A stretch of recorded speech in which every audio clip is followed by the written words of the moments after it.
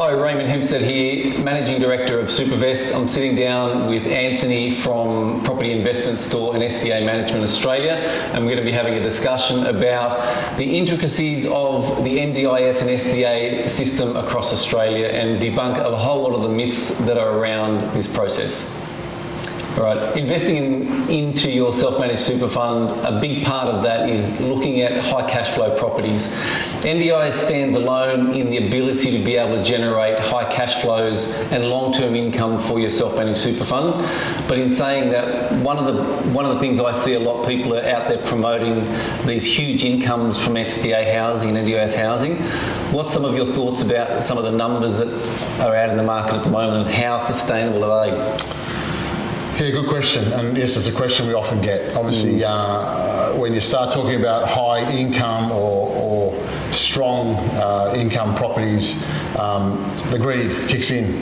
Yeah. Everybody gets excited, and there's a lot of comments about income and the level of income that you can get in this NDIS SDA space. I guess we're in a fairly unique position because we have the property investment store side of the business that we design the homes. We work with builders around Australia to build those homes for us, and we actually consult to those builders all the way through the process to get the right product. But those designs and everything we do on that end of the business, that information comes from our SDA Management Australia side of the business, which is our management side. And that's the side I think that is the key part of it, because we know for a fact what the incomes are, and we know for a fact what the real challenges are. Everyone quotes these figures and quotes these wonderful things you can do and get, but the issue with that is that those numbers aren't always right, or they are certainly glossed up to make a sale.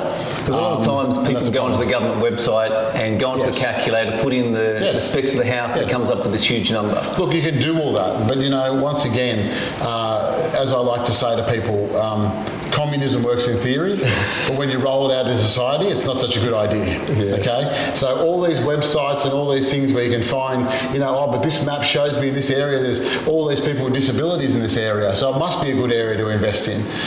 The problem is in this space is that you, me, nobody controls what goes on. The participants that get approved for the funding, they're the ones that control what goes on. SDA stands for Specialist Disability Accommodation, and that basically means that the people that get approved for that level of funding through the NDIS, those people have a significant disability, and they're not in a position usually, in a lot of cases, they can make their own choices in majority of cases, but there's certainly some that can't, and there's family members that help to make these choices.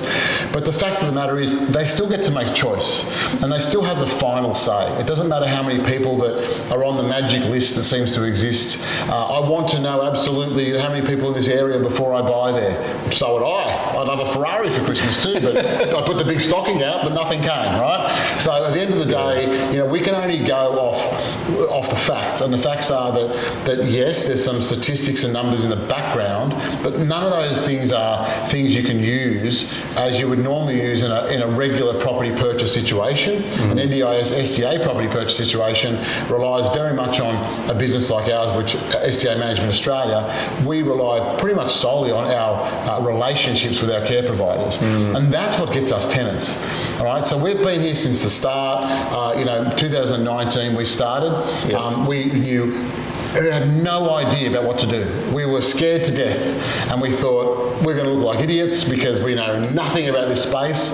And then we very quickly realised nobody knew anything about this space. It's all brand new, 6 years ago. It was all brand new, and not only that, we thought all the care providers are going to think we're idiots because they're not going to understand. We're not going to sound like we know what we're talking about. They didn't even know what was going on with it. They're so busy looking after participants and caring for people's day-to-day needs, they didn't have time to go and read a 50,000-page document to try and figure out how it all worked. So all we knew in the beginning is that as long as you knew 1% more than anyone else did, we were an expert. And we kept running along that line, and we kept using the idea that if we build really good quality homes in areas that are strong areas, then we've got a good chance of getting a participant, because they're going to like that design, that idea. And that's what we were told in the beginning, and we went down that road, and here we are 6 years later, and by default, not by me having any crazy plans, we're one of the leading SDA management companies in Australia. We're now in a position that we have about a 95% plus occupancy rate on our properties on our books, which means that really is the answer to most people's questions. When they want to ask me about, can you prove give me history of tenancy and what you've found over the last few years, and how quick will I get a tenant in this location, and what are the numbers of people looking for tenants in this area? None of that matters. What matters is what the proof in the pudding is, and what we've got in the end result, which is a 95% plus occupancy rate in our homes. So we know we can get tenants for people because we build the right homes in the right locations based on what the management teams have told us to build and do, and that's what we focus on. And those designs over the last 6 years have actually developed and changed a great deal, haven't they? A lot. I mean, as of July 1st last year, there was pricing changes under the SDA pricing model for the four different categories of funding that they offer through that. And those changes also came with then elements of design change that we were able to do to certainly attract. We have a very unique structure in what we do, and we're able to basically be able to accommodate any one of the four level of participants in our homes, which is very rare because a lot of people focus on high physical support builds, which is great. You can go and build as many as you want of those, which is everyone their dog's building. And with that, I'll stop you there for a minute. Yeah. HPS is a big thing people out in the market, and they promote you can have 3 HPS in a house and you can make $200,000 a year. You make so much money a year, and the marketers are out there flogging this belief to the public. What's the reality of what's actually happening out in the space? Once again, you can have that theory, but when it plays out in the real world, it doesn't work like that. A lot of these people who are participants who have this funding and approved funding, they want to live on their own. They don't want to live with other people, or they'll get fussy and try to live on their own, or they won't choose a property because they're saying, well, there's 2 people there already, or the chances of having shared accommodation in high physical support is there, but the likelihood is very hard. We don't focus on high physical support because, to be honest, everyone else in Australia is doing that. So we really focus on robust homes, and we get them approved as a robust home. Certainly with a robust home, you will not get a second participant in a robust home to share. It's a very complicated participant level, and it's one that they don't share or play well with each other. And it's one that is in the beginning, we didn't understand it, and we've learnt that over the years that is a very tricky space. So we design our homes to be very specific and have design elements around that concept. We do really only 2 designs, which is a house and a dual key design. And we know with the dual key design, we can get 1 robust participant either side, and that will generate very good income. But the numbers that we quote when we do a brochure and show clients, what we're doing, they're not numbers that are just like pulled out of the sky, mythical. These are numbers we've already got with our current property management. So we know we can get it. You're actually doing those right now. That's right. We've got them on our books like that, and right now that's exactly what we know we can get. So we're using numbers we know are real, and to be honest, we may even get better than that. Like on a dual key design, if we have a 3x2 bedroom type setup, then on the 2-bedroom side you might get 1 robust participant, but on the 3-bedroom side there's a good chance we might get 2 fully accessible clients that might want to share. And if we do, we get even better funding on that, especially now since the changes in July. So with that, what's the guarantee that gets talked about in the market? I know you love that word. I love that word. Look, I like to say that a lot of people always talk and use the word risk when they talk about NDIS, it's too risky, or there's a lot of risk in it. I don't like to use the word risk because a risk is something that can kill you. I like to use the word challenge because there's a lot of challenges in this space, but challenges are things you can overcome. And challenges are certainly prevalent in this space, but they're mainly around the fact that to do with the tenancy and to do with that idea that people are like, well, it all sounds good and there's great returns, but I want even more. I I want a guarantee. You know? Well, I mean, there's no guarantees in life. And if you want to use the old saying, which has the unfortunate word in it, you know, risk and return are relative, well, it sort of has that element here, okay? If you...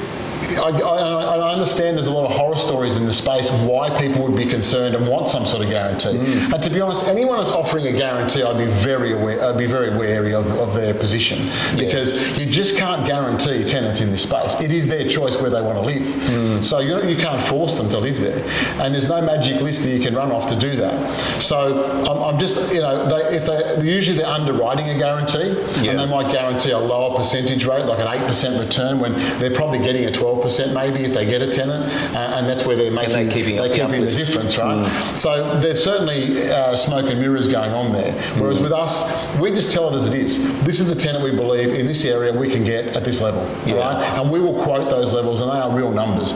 We have got investors who are earning currently 19% return on their investment properties. We know, because we see the numbers, what they bought the property for, and what they're getting in return. Calculator, easy to see, right? So we can see that we actually have got clients earning amazing returns on their properties, but once again, there's no guarantee in this space, and anyone that says there is, I'd be very, very wary of them. And one of the things I love about your product and your system is I see it a lot of times where there's people that have gone out to a builder, they can build an NDIS house. Oh yeah, anyone can. Anybody can build it, they can meet the specifications. Are they meeting the specifications just, or are they meeting them exceed? But they get to the end, and what are some of the figures? I know I've heard some stupid figures like $50,000 and $60,000 or $20,000 to find participants, and the house sits there for a long time empty. Because we own the management business, daily, and I can't tell you how many times a day sometimes we get calls from investors, and I'll go on to the second people that call us in a second, but the investors often ring us saying, I've had this house for 12 months, they promised me a tenant, I can't get a tenant, can you help me? We don't take on external management, okay, because a number of reasons. Firstly, it's unfair to our investors that are bought through us to be then stealing potential tenants away and giving them to some random person when that investor's dealt with us and come to us. I think that's a very unfair way to approach it. But also the quality of houses. You control the quality of house that you actually put in participants into. And that's the thing. We don't want also to be bringing on rubbish to then give to our care providers, and they're going to say, hang on, that's not the stuff that you guys normally provide us. Why are you giving us this trash? Because I can get this trash anywhere. I came to you because you've got good properties. Because we design our homes to be like a beautiful home, not a hospital home. And the other reason is, to be honest, we want to starve out these dodgy operators that are doing what they're doing and causing all this problem to all these investors. They'll probably build 30 or 40 homes to people, and then they'll realise all of a sudden they can't get the tenants. Their investors are ringing them every 5 minutes going, well, what is my tenant? What have you done to me? You're killing me here. And then they're going to say, stop, don't build in this space anymore. Now, I had a phone call the other day from a very big builder in Queensland, who is very heavily into the space of building NDIS properties and promoting it and doing all these webinars. It's a big deal for them. They can't find management. They rang us the other day looking for management, and I could hear it in the girl's voice how desperate they were, right? There was a real fear in her voice around the fact that we're really desperately trying to find someone. I said, I thought you had already had someone before. That's why you were doing this. I was, being a bit coy. And they, we did, but it didn't really work out. Well, this is the problem. If you don't run your own management and you rely on other people, they can pull the pin because they get freaked out by how hard it is too, because everyone thinks they can just do it. Or they try and charge, I've heard stories of $60,000 to find a tenant and 21% management fees just to get one participant, because people are so desperate they end up paying it. So, these organisations and people are getting burnt, and they're being put in a really precarious situation with obviously funding and lenders and banks, and having no tenant in there and having to foot the bill themselves. Now rates have gone up, it's costing them even more, and if they do put someone in, it's nowhere near the number they were told. And I find in any investment you need to be managing your, as you said, risk. It can't kill you, but it's still some of the things you've got to be managing. That's right. And a lot of people, they see the big numbers and they think the risk is removed, and they don't do their due diligence. And part of that due diligence is Who's the SDA provider? That's right. Who's the management company behind it? Because that's all that matters. That's because the all key. the lists and all the other things that don't really exist, there's lists. You can go on, there's a government website that shows you how many people in your suburb have a disability and what that disability is. It'll actually show you how many people in that suburb have autism, have Down syndrome, have all the levels of disability. And you think, oh, there's like 300 people in the suburb, okay? But there's 300 people with a disability. But how many of them are actually approved for SDA funding? Because that's What's the key. that process? How long is that? Oh, that process is massive. I mean, that process is very, very.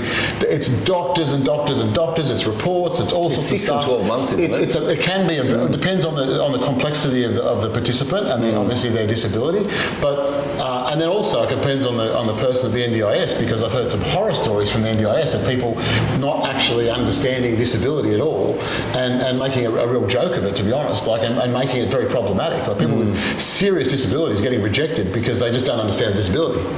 So the fact that people live in an area with a disability is great, and every suburb in Australia has people with disability. 14% of the Australian population are on the NDIS. 14%. That's almost 4 million people. But it's only 6% of those people that are going to get approved for SDA funding. Okay. So it's a very small amount of people that will actually get this approval. So if you want to keep running down the road and buying properties like the high physical support that everyone and their dog's building, there's only so many people with high physical support that will actually get SDA funding to start with. But then of those, there's only so many people then that there are going to be houses available for, because there's so many houses available. So it's easy to keep thinking that this is an endless supply and the world just keeps producing, this situation. You'll have tenants, but it's not that simple. There's nothing simple about this space. So what's your philosophy about building houses in certain areas? And you see it all the time, builders come in and build 20, 30 NDIS houses in one estate. Yeah. What's your thoughts around that? Extremely dangerous. I mean, they do it, and when one of these builders particularly owns all the land, so of course they're going to try and sell their own land, and they'll build as many as they possibly can in that estate. That's all very well and good, but the problem is that how many people, once again, in that area have SDA funding for the level of home you're trying to build? You don't really know until you start working with the care providers and those organisations and building those relationships as a management company with a good product that they like, because they hate a lot of the product that's out there, because they just say it just looks like a hospital. Yeah. And then the participant looks at it and goes, I don't want to live here. I've been living in a hospital for the last 8 years, or somewhere that's like a hospital, because actually some of the participants that we have, I mean, they've been spending all their life in hospital, or they actually keep them and look after them in prison, because especially with robust needs participants, they're very dangerous to other people and themselves. So the safest place to keep them until they get a proper robust home is in prison. It's awful. We had a participant recently who is 56 years of age, and for the first time in his life is living in a house. 56. He's been in institutions and hospitals all his life. And for the first time in his life, he's moving into one of our robust homes. Wow. Right? The stories that we hear and the horror stories we hear, from the treatment and it's like we're living in some third world country, the way people with disabilities are treated. And it's horrible. 6,500 people under the age of 40 living in nursing homes because there's nowhere to put them. One girl was telling us a story that she was mentally, this girl was absolutely there. She was sharp as a tack, right? But her body had failed her. Physically, she was, and that's why she was living in a nursing home. And, she was there for 2.5 years, and she said that all her flatmates, in other words, the old people in the nursing home with her that were leaving her, in other words, dying. Right? And that she loved tennis, and she wasn't even allowed to watch the tennis because bedtime was 8 o'clock every night, whether she liked it or not. Right? The first night she moved into her brand new home, she went out with her friends till 4 o'clock in the morning because she could. Right? It is changing people's lives. It's giving them opportunity. It's making things and transforming things in people's lives, which they never had an opportunity to do. But the problem is, you can't go whacking a bunch of people with disabilities all together in one suburb and building all these homes and just thinking that that's how it's going to work and that you're going to get all these people flocking in there and that's going to work. It doesn't work like that. We have a policy that we basically only will look to put 4 to 5 houses in a suburb until we see what that does, and then we may come back to that suburb later if we see that Depending there's on a the need. And if we've created a buzz there with the local care providers, they're like, when's your other property going to be built? We'll get stuck into doing a few more there because we know that they want more and there's a need. But until we know that, we're not going to go and crazy and onslaught areas that it just ends up hurting the owners, the investors. Yeah, because you've got a benefit. You're actually building the house, but you're also then managing them. So if you're not building the right area, we don't get the management. Yeah. People don't get it, right? We're in the lifeboat paddling to that desert island with the owners, with the investors, right? Because at the end of the day, if we build the wrong house in the wrong area, the wrong level, and we don't get a tenant for you, we don't earn any money from the management side of the business. That business is designed to make money, like every business is in the world, right? So we want to make sure we build the right house, the right level, the right area, so we can get a tenant as quickly as we can, so we get paid. So it's a selfish need for us that ends up benefiting the investor. Exactly. Right? Because at the end of the day, we're all in that same lifeboat. We all want to be paid. We all want to get that journey and be how good is this. If we can get extra tenants in there because they want to live there, we get more money, you get more money, everyone's happy, right? It's a win-win. There's no reason why we're not going to be working our butt off basically for the investor to make sure we get them as much money as we possibly can, because that's going to only benefit us. Yeah. So it's a win-win for everybody. It is. So from looking at investing and having professionals on your side, from someone with their self-managed super fund, or even outside of self-managed super fund, you can do this as well, short, medium and long-term investments. Having your companies, I'm going to use the word loosely guarantees. It gives the best chance. We've got guaranteed history, haven't we? You've got guaranteed history. That's what you're looking You've got runs that's on the guarantee. board. Yeah. Like whenever you look at an investment, what have they done in the past? What's moved them to make them successful now? Are they continuing to do that in the future? That's right. And so from an investor's point of view, inside or outside super, this is the best solution. Well, we believe, and look, we'll toot our own horn, because at the end of the day, as I said, I didn't design a business to be the number one business in Australia at what we do. By default, we've basically become that business. Because you're good at what you do. Because by default, we've just been doing what we thought was right, and it's worked. Yeah. So that's why we're focusing so hard on making sure that we continue to do that. Because what you're looking at, I've heard the term participant from the eyes and the view of the participant. So what you're actually building is being built from their point of view, not what you think is the best thing. Everything we do, it's got nothing to do with what you want, I want, the purchasers want, investors want. It's got to do with what the participant wants, what they need, and what level they need it at, and where they need it. And that also comes back to location as well. That's it. Right? There's a lot of rhetoric in the industry at the moment about the cost of the NDIS. Is it going to last? Are the government's going to pull it? What's your position, especially with 6,500, like the number of people that are out there still with disabilities? What's the chance the government or any government's going to stop the NDIS? Look, once again, like everything with these questions, you've got to come back like this and then explain the history and then come back, right? Okay, let's look at where it started, right? The state governments ran disability, and that's why it ended up like it is. It was just awful. I mean, it's literally third world level disability running. It was just horrible, right? Because the state governments were funding it, and they were always struggling to get money to fund it, and it was always a problem, right? The NDIS as a concept has been overseas for years. I think Germany, UK have had it for like 30 years. Right? It's been a great system over there. So instead of Australia going over there and going, let's copy what they do, they just went, no, let's just reinvent the wheel. Right? The government decided in their wisdom, the federal government decided that they would take it on. And they said, well, we'll take this on and we'll run this. So they introduced a 0.5% increase to the Medicare levy, which basically we all pay for it, right? Which is genius. I mean, they should do it with aged care.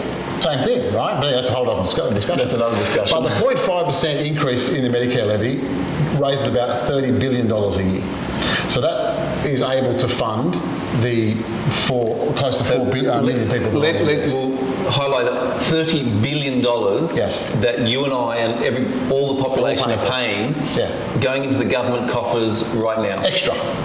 So it's not cost. This is not coming out of their budget. This is something that they've gone, well, we're going to increase something and get that money from over here. So are they spending $30 billion right now?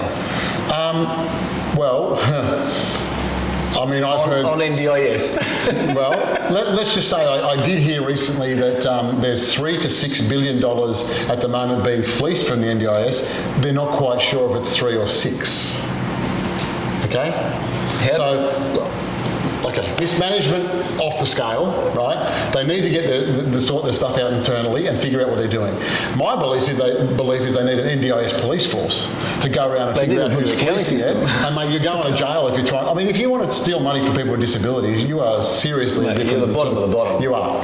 So anyway, that's something they've got to sort out. But all I can say is, the answer to that question, I always say, is, okay, based on that history I've just given you, that little history lesson of where it's all come from and where it is now, if they pull it, these 4 million people, who mind you, most of them are voters, what are they going to do with them?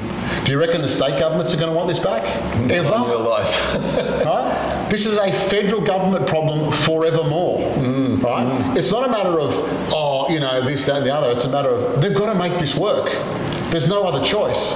Because the only other choice is put the 6,500 people back into nursing homes and do things like that. Will they get voted in for doing that? But even if you look at just at that position, with our ageing population, with our old people going into nursing homes, there's no space for them. There's no space, but not only that, people with disabilities are living longer. Modern medicine is enabling people with disabilities to live a lot longer now. So the problem is not getting better. We're not fixing this problem. It's only getting worse. There's more people coming on the scheme. And to be honest, if they have to keep raising the Medicare levy to pay for it, don't have a problem with that, okay? I mean, at the end of the day, I'm sure no one has a problem with putting a little bit of money towards people with disabilities, because guess what? You could have an accident tomorrow and be in that position that you might need some funding yourself. Yep.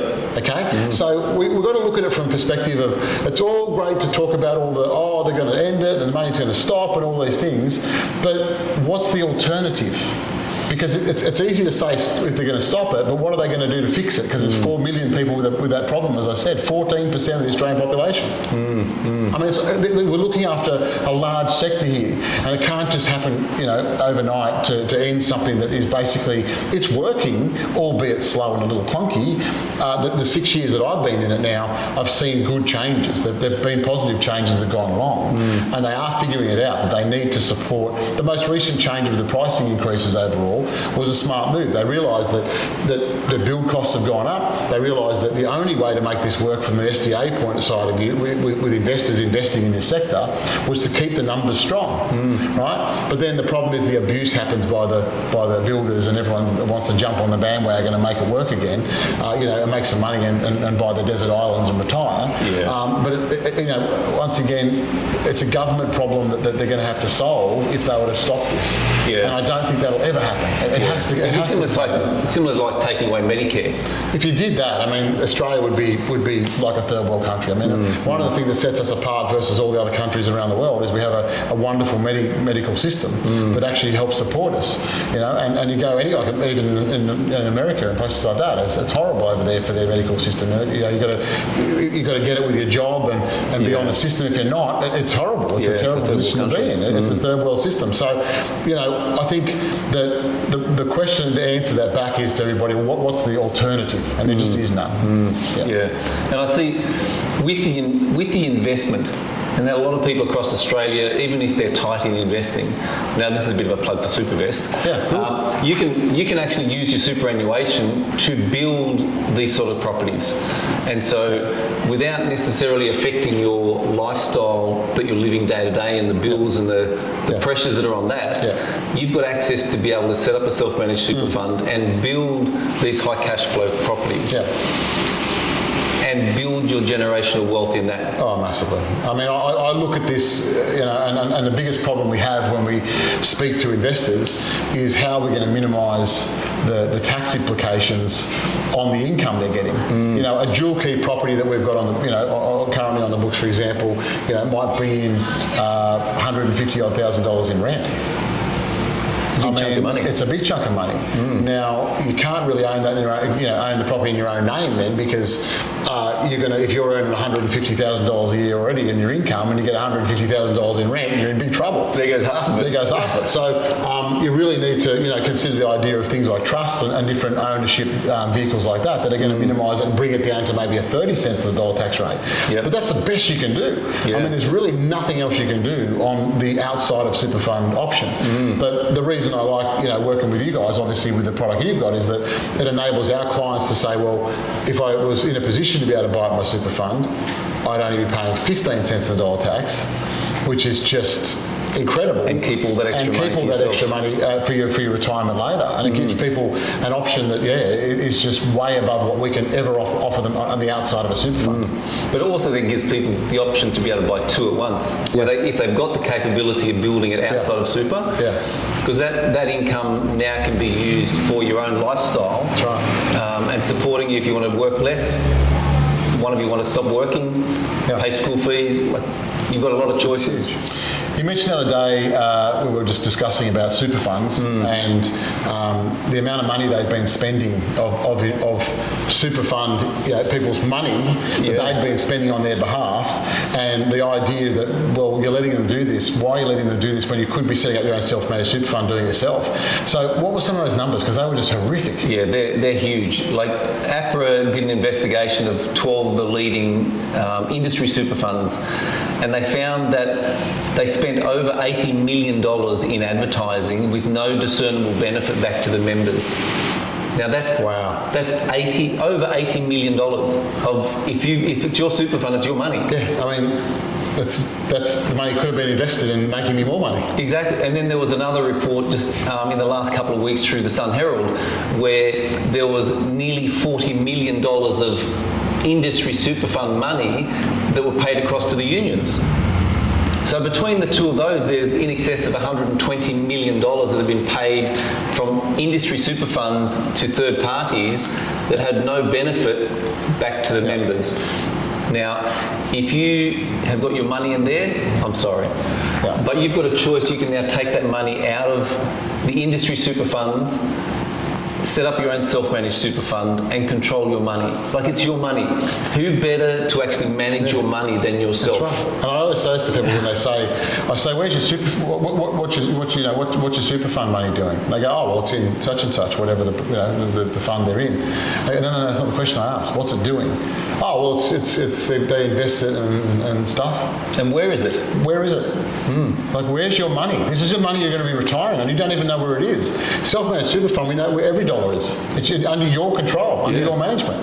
So why not invest in something that you can benefit from in a big way from growth, a property, that if it's an NDIS property, you can get amazing income as well. And I think we did some numbers, and for most people that buy, it was like $1 million property, if they bought it in the super fund, it was only 7 or 8 years that basically they're going to pay that off and own it outright, which means all that rent coming in then is just building up more money to go and buy another property. So why wouldn't you want to do that? Than leave it with these mongrels that seem to be just blowing it on crazy junkets and whatever they're blowing it on, And people haven't been educated, because up until now you haven't been legally allowed to build in your super fund if you're going to use debt. That's right. And that's where Supavest really stands alone, because you can now build a high cash flow property like this. On $1 million property, if you've got $350,000, $400,000 combined in your super fund, and that combined with up to 6 members, you can now own $1 million NDIS property.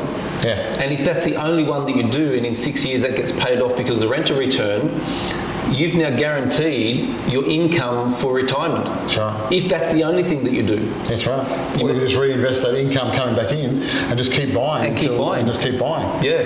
But you can now actually have a plan on how you're going to build your super.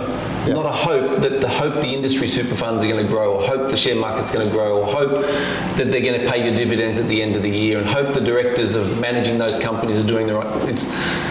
That's all hope. Now this is actually a solid plan. You're building a property.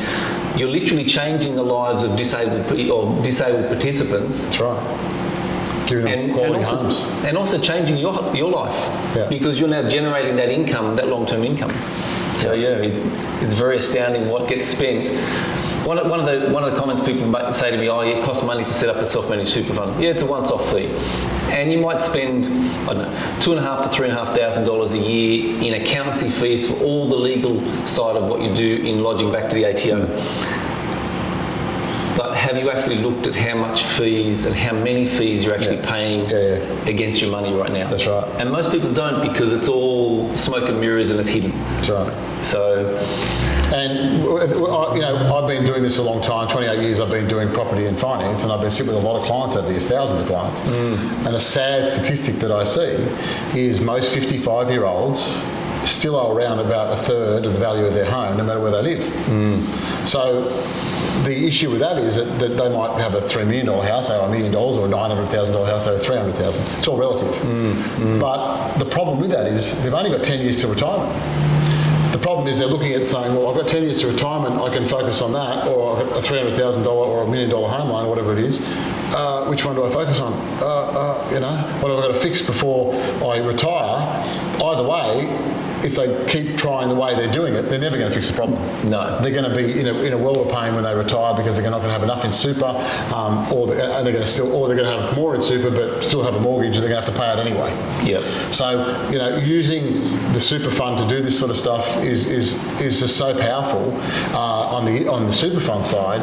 What we can show them on the outside of the super fund, we can do amazing things there too. We can help fix those problems. Normally with their structures, but that's the problem. They've only got a limited time to get to that point where they're going to retire, or they're going to end up working in their 70s, which unfortunately you see a lot of people still doing. Yeah, but actually making a decision now, especially in your mid-50s, and if you've got some equity in your home and you've still got a third of the debt there, unfortunately. Yeah. I know I've seen some of the strategy work. You can actually have that paid off by the time they retire. Yeah, no problem. And have money coming in. That's right. And have a decent retirement. Have some sort of cash flow. Have a cash flow. Options are the key, right? If you don't have options in your life, then you're in big trouble. Yeah. And when people say, I've got super, I've got my house, they're not options. You've got to live somewhere, and the super's you're funding for the rest of your life. They're necessities. Yeah. Options are 2 or 3 or 4 investment properties or things like that, or shares or other things that you're investing in. They're options. And if you don't have those, you have no real choice. You're going to have either downgrade houses or minimise what you're living off your super, and it's a terrible position to be in. Yeah. And people talk about they've got their super. The average person in Australia, based on the government statistics, will retire with a couple will retire with 690,000 in their super. But together. And that will give them an average retirement, and that'll earn them about $70,000 a year. It still sounds like a lot more than what I've seen with clients. No, this is average. But I'm surprised that's the average, because most clients what the I see government's are way promoting. lower than that. Oh, my dad retired on the government pension, and he wasn't anywhere close to that. No. But that's what people don't understand. Yeah. The rhetoric that they've been sold over the number of years. You get to retirement and it's too late. Yeah. They got the choice now to be able to, okay, let's make some moves, let's make some choices. And with the NDIS and what you're doing and managing the whole process, it gives them now that choice to be able to take control back of their lives outside of super to pay off the third debt or pay off their debt, but also inside of super at the same time if they can do it, and actually set up their retirement and actually plan for how much they want to live in retirement. So someone recently asked me about a self-managed super fund. What is the minimum balance they can transfer from their existing super fund across to set up a self-managed super fund? Because their accountant or financial planner had spoken to them and said, look, you really shouldn't, we wouldn't do it for anything under $250,000. And I thought, well, that sounds a little high and a little, is that because of the fees and things like that, or what comes into that sort of decision-making process about what the amount is that you can swap across? Yeah, I think part of it comes back to their licensing and what their head licensee has put in place.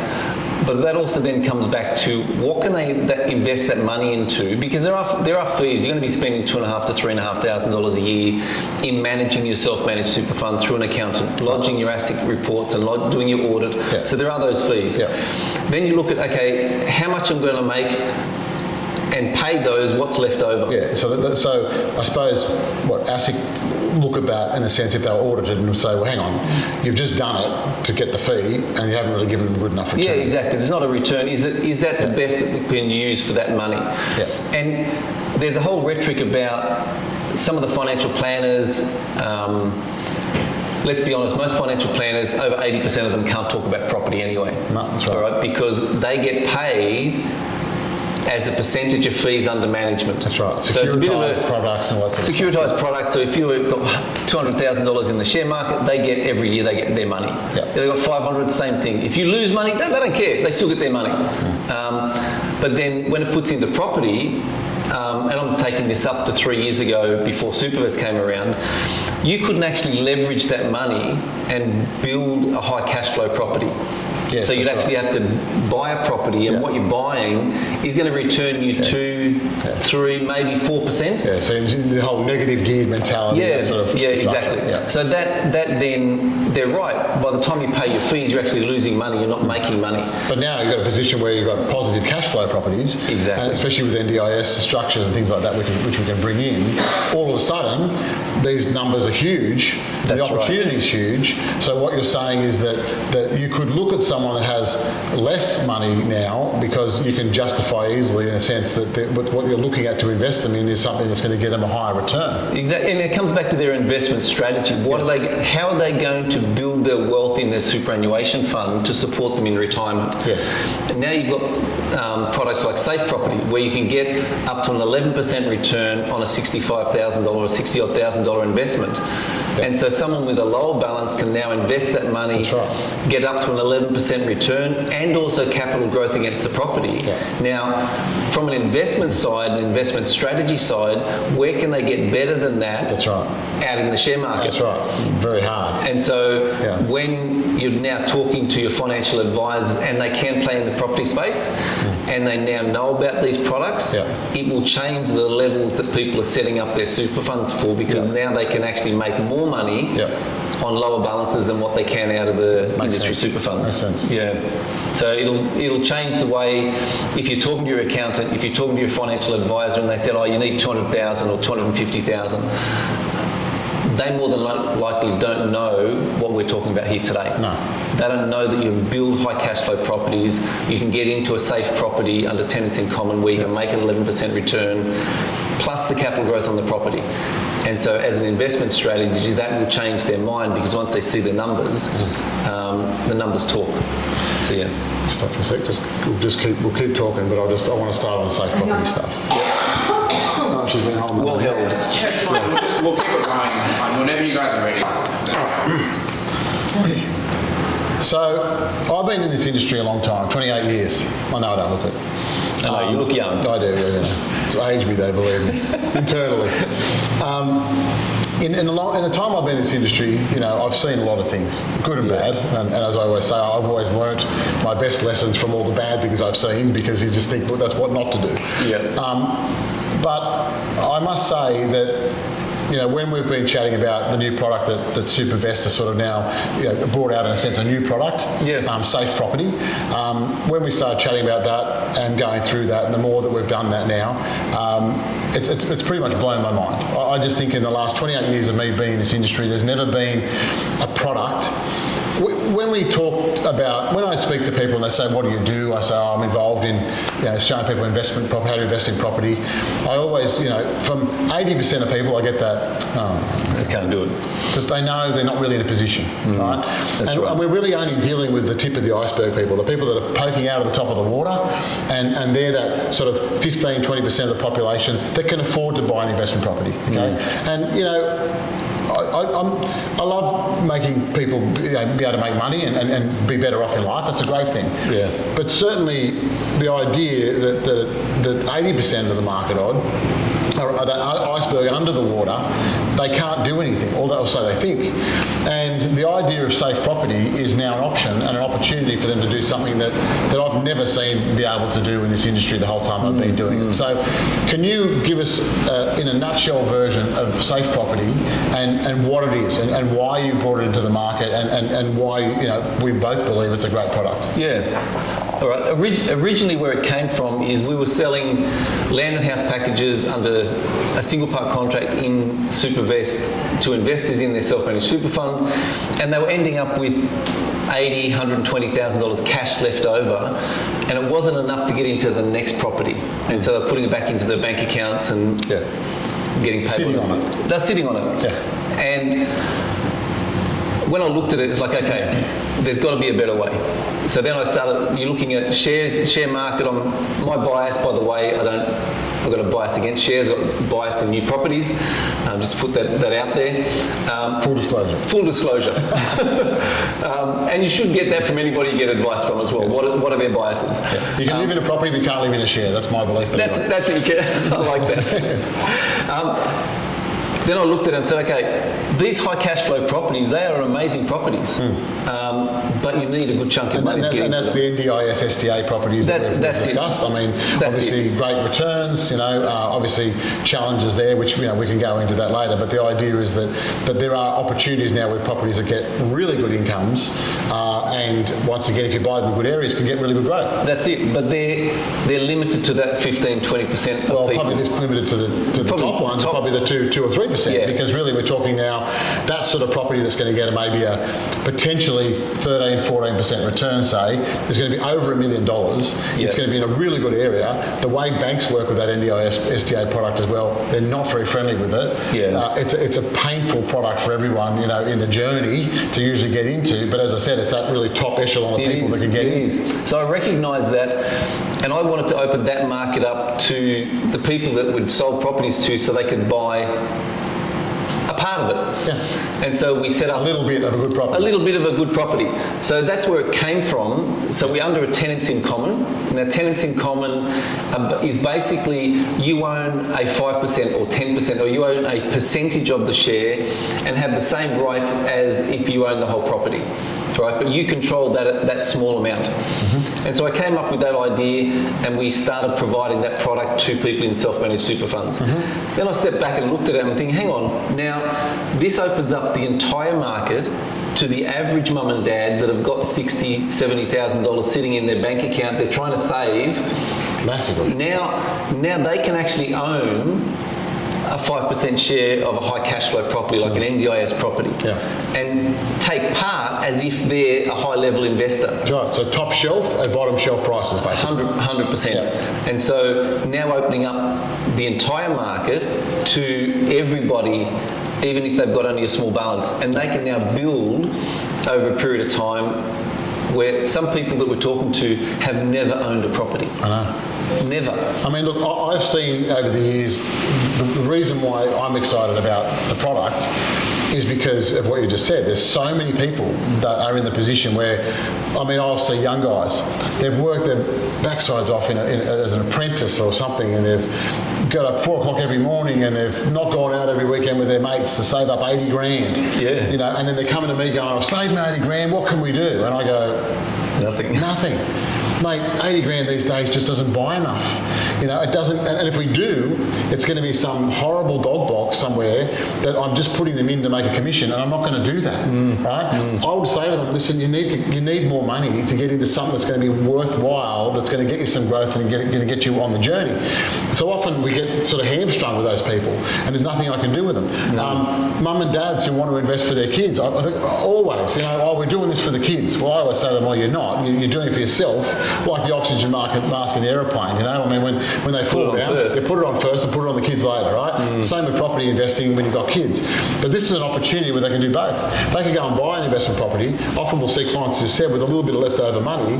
They might have 3 kids that we can say, well, let's get $60,000 for each child. Let's put 3 different 5% shares in 3 different properties, and let's now sit that there for the next 15 years. And the kids and the kids are making money on the growth over that 15 years. But the beauty is the rental income that's coming in from that is paying that loan so amount. It costs them nothing to do it, to set their kids up in 15 years' time. So but then there's other clients with super. So explain the super side of it, because I think there'd be massive opportunity in that too. Oh, likewise. Like there's some people that have got low balances and can't get into the NDIS high cash flow properties. So they can now buy 5, 10, 15, 20% shares in these NDIS properties and own and get the rental return from those. But they're also picking up the capital growth of the property.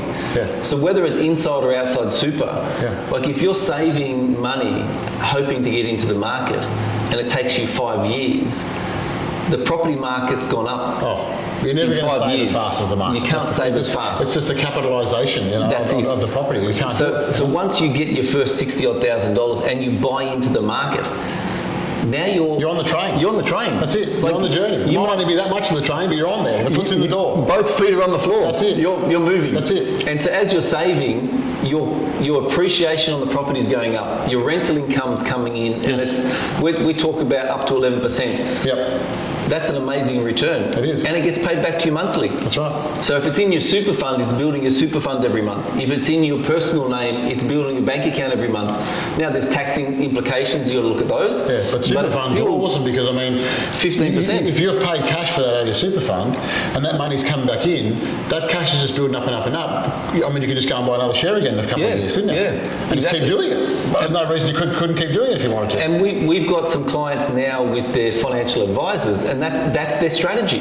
They'll end up with 14 or 15 safe property investments, and they'll own 5% shares of 14 or 15 different houses around Australia. Diversification in property. That's diversified. That's diversified. Yeah, that is. And that will end up. They'll end up with $1.5, nearly $2 million worth of property by the time they retire, and they'll be on $150,000 worth of cash flow income. That's right. Now, if you just look at that strategy, compare that to what the industry super funds are saying that you'll end up in retirement on, and it's just chalk and cheese. But you've actually now you've actually set a plan of how you're controlling it, and it's controlled against Australian property.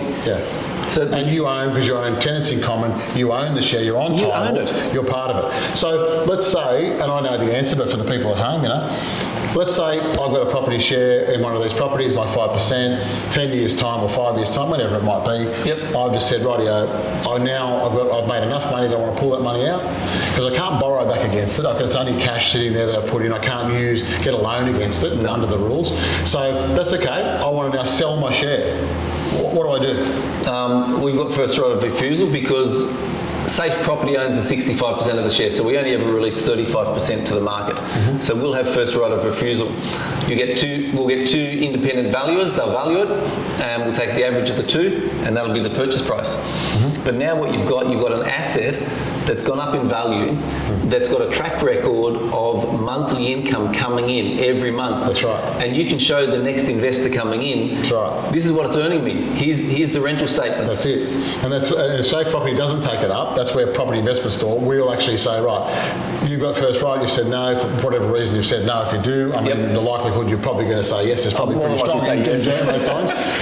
But generally, if you said no, Property Investment Store, we will then be able to sell that to one of our own investors who wants to get on a journey on a property that is existing and is showing a track record. And there's a lot of clients out there that want that because 100%. They want instant return on the property they can buy. They don't want to wait for something to be built.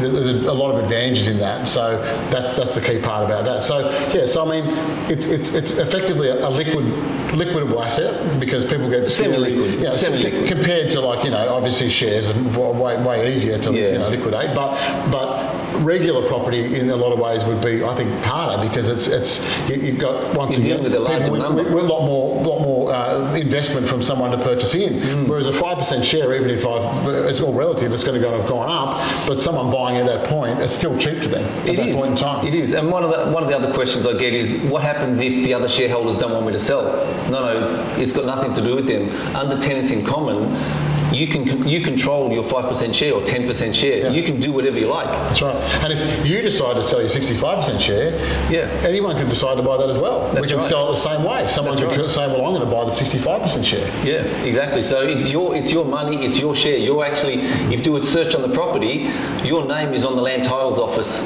It comes up. And that's the biggest thing about this product versus many others, because most of those are very smoke and mirror orientated with all the unit trusts and different weird setups and charging you fees and different things. And the reason we partnered together was mainly because we believe we've got a great product that can achieve these numbers, achieve these results in real terms. Yeah. I think there's a lot of other companies out there with NDIS products that definitely can quote all the numbers, but whether or not they can achieve it, that's the bit that's a tricky bit. Yeah. But because we own the Property Investment Store that designs and work with the builders to build these homes, then we own SDA Management Australia that runs the management, looks after the management of these properties. We currently have a 95% occupancy rate, and we know what we're doing on the management side because we work with relationships and all these providers that we work with to be able to get the tenants. We know these numbers are real from a management point of view to what we can achieve. That's why we believe the two products had a great synergy between us, because you had the structure, but we've got the product that we can join together and create a really well-structured product that's actually going to achieve the results we want to achieve for people. And we're not trying to gloss the numbers up. We're trying to be realistic about what we're saying. Once again, if we don't get a tenant in that property, then we don't get paid. So it's up to us to get a tenant and make sure we get a tenant. We want to keep the structure as simple as we can and have the ability for people to invest in this and to further their financial situation. Even from a small amount of money, they can develop into quite a large sum of money in no time. Very much. Because growth and rental income. Exactly, and that's where Safe Property opens up that whole market, and it will change the way accountants and financial planners are building their wealth strategies for their clients, because this product now opens up rental or the real estate market in high cash flow NDIS properties where they can get small chunks of it and own it and be able to manage those returns. So it's going to literally change the market and how people are investing. It does, because for me, I see it all the time. We can get someone at the bottom end, but they're going to struggle. And I'm not going to get them a great. I'm a big believer in cash flow positive property. Cash flow is king. When you buy an investment property, it's like you're buying a small business. And if you don't have the cash flow, you're not going to survive. No, you're going to go backwards, and it doesn't help you funding and moving forward to do other things. And that extra bit of money coming in is going to help you, be able to keep leveraging yourself into more units in different properties and 5% shares if you want to. And as you said, if you want to keep building up that mentality where you take, 14 or 15, 5% shares in 14 or 15 different properties, it's not a bad way to diversify. Yeah, and also outside of the financial side, it also comes back to a psychological side. As an individual, when you actually become a property owner, it changes your outlook on life. Does. Changes every day you go to work. You're not going to work for just pay the bills anymore. No. You're going to work because you own a property. Yeah. I wonder if people would say they own 14 properties if they own 14 shares. They could. Could you get away with it? I guess you could. 100%. So why not? Like if you think about it, if you own half of something, that half is actually a whole. That's right. So you actually own a whole property. That might be 5% of it. Yeah, but you're still owner of that property. It's like buying a unit complex, isn't it? There's 50 units in the block. You own one. You own your little bit of ground and dirt, and you own your unit. You are a property owner. It's the same thing. Yeah. And that's the beauty of it.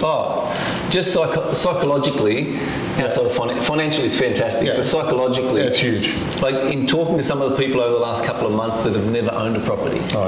And seeing the lights come on in their eyes, that it is now possible to actually own a property and get into the property market as an investor.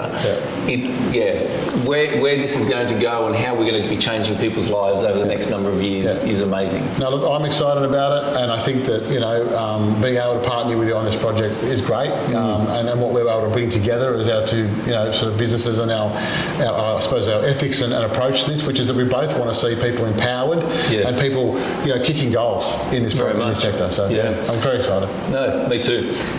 Last thing, what would your advice be to the people that are looking to invest into NDIS properties, either inside or outside super, and I'd suggest you do both, if they're starting right now, and where would they go, what should they do? Well, I guess the first thing with the space is there's a lot of people in the space that have a lot of stories. And I think that I always say to them that I wouldn't believe anyone telling you anything unless they own their own property management business. Because we do, and because we do, we know how hard it is. We know how tricky it is. They all don't really get it unless they're like what we're doing. And I think the issue out there is that not a lot, I don't know how many, I haven't looked, but I certainly would say there's not many of these companies out there who are offering it for sale who run their own property management business and then also run it as successfully as we do. We never strive to be anything major in the industry, in the sector. Yet you are. Yeah, we are, because we just did it right. And we did it the right way, and we looked after people and built the right houses, right areas, right levels, and made sure we were looking after participants and building beautiful homes, forever homes for these people with disabilities that have come from sometimes horrific history of living living circumstances now to be able to live into a beautiful home for the rest of their life if they want to. So I think the main thing when you're starting is, look for that. Look for a company that does have what we have. Yeah. I'm not trying to, talk ourselves up, because I believe we are doing it the right way, and I believe that they should be dealing with us. Yeah, but I think if you're going to start in this space, in this sector, and looking, stop looking at all the data and the information. You're going to confuse the daylights out of yourself. Everyone wants to dive deep into it, but you just go down rabbit hole after rabbit hole, and it ends up just becoming, you just freeze yourself out from doing paralysis by analysis. That's right. So you just can't do it. But I think that we have the history. We've got 6 years now in this sector to show you data and results from us. As I said, 95% occupancy rate in our homes. That's the number I use with anyone when they want to argue about anything. I just say, we have the proof. What we're doing is right because we've got the tenants. So that's all that matters. And how long does it take to get tenants? Yeah, that's the best question. That's another question. Does it matter? Look, we don't get paid until we get you a tenant. Yeah. Right? We start, when we build a brand new home, we start from when the slab's laid, that's when we start looking for a tenant. Yeah. It can take up to 6 to 7 months. But I've seen my team achieve results that is out of this world with getting tenants. I will never use a number or a time frame because every area is different. Every type of house we're building is different. It's not a sector that you can just pigeonhole. You're dealing with people. You're dealing with people with disabilities who get to make their own choices. Yeah. So you can't control any of that. So there's a lot of moving parts in this. There's a lot of people involved in the process. Yeah. It's not just one person making a decision whether they want to live there or not. There's normally a team of people that are involved with that person to see if they can live there or not, in a lot of cases. Yeah. So I think that plays a big part to it, and that, if you're looking to invest in the SDA space, which we do with Safe Property is the number one vehicle to make this work and make the numbers work. It has to be, in an area which we can choose. We get to choose between us, you and me, like what we're going to build and actually offer to our Safe Property investors, where we're putting it to market, what the option for rentals in that area is, because we honestly get to choose the pick of the bunch, because we are bringing on what we believe is the most likelihood areas to get tenants in the most likelihood to get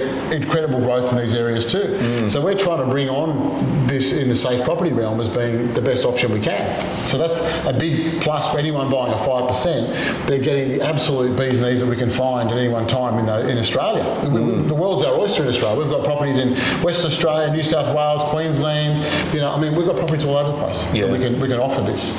And it's a very and more are coming. And more coming all the time. Yeah. No, excellent. Yeah. It's been amazing. Yeah, thanks for that. I appreciate this a bit of insight into the Safe Property stuff, and it's awesome to know, and hopefully everyone can learn a bit about what we're doing. Yeah. So guys, reach out to the Property Investment Store if you're serious about NDIS investing. All right, you need to have an SDA provider at the start that's got track record. There's so many people out there. I hear it every day. I'm qualifying for SDA. I'm going to become an SDA. Why? Because of the money. Yeah. They don't understand what they're talking about. No. I've been in Uber cars and they're becoming an SDA provider. I've been with small builders and they're now becoming an SDA provider because of the money. Yeah. It's not about the money. It's much, much bigger than that. Yeah. Right? You need the history. You need the relationships. You need 6 years worth of being in the industry to know which has where only been going for 6 years. And it's only been going since 6 years. All right. So you need to have an SDA business that's attached to the deal at the start. Now, a lot of builders say, they work with SDA providers, and as Anthony said, there's some big builders that have been saying that, and all of a sudden, those people aren't around anymore. That's right. The SDA providers, because they've gone elsewhere. If the people that are marketing the product aren't involved in the building and setting up and design of the product, what real choice and what real guarantee have you got that at the end, the SDA provider is going to be there and supporting you with your investment? And that's what Property Investment Store and their business brings to the table, that whole package. And that's why I'm excited to be able to shoot this webinar and this video, to be able to educate you about what you should be looking for in your investments inside and outside of super. Have a great afternoon. Have a great day. Keep on winning. Ciao.